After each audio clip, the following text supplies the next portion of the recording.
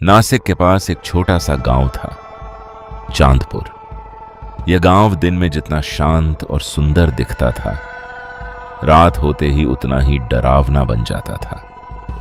गांव के बाहर एक पुराना खंडहर था। लोग कहते थे वहां एक ब्रह्म राक्षस रहता है।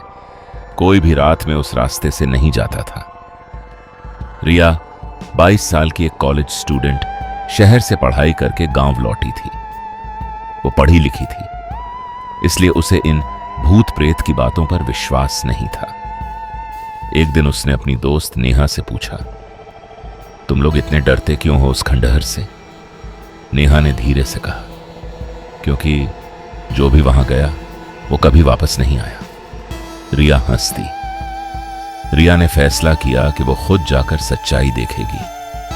उस रात 12 बजे वो अकेली उस खंडहर की तरफ चल पड़ी।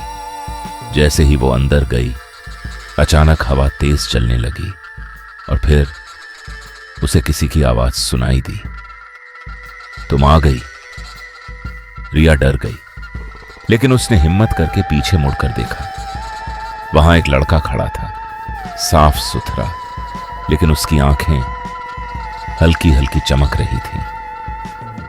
मैं अर्जुन हूं, उसने कहा। रिया रोज उस खंडहर में जाने लगी।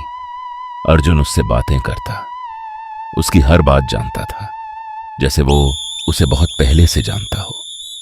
धीरे धीरे रिया को उससे प्यार हो गया।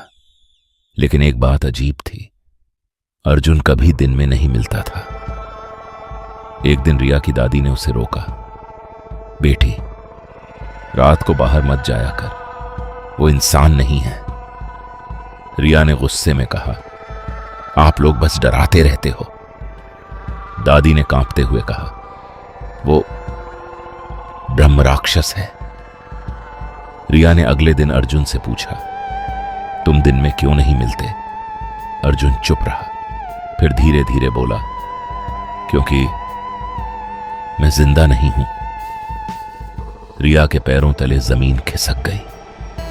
मैं एक ब्राह्मण था जिसे धोखे से मार दिया गया, और अब मैं ब्रह्म राक्षस हूं।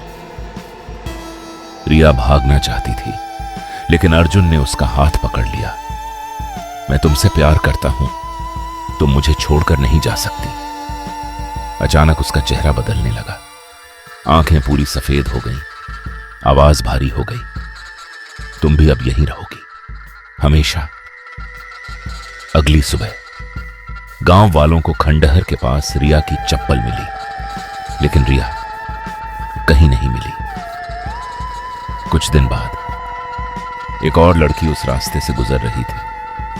तभी उसे वही आवाज सुनाई दी, तुम आ गई। उसने पीछे मुड़कर देखा।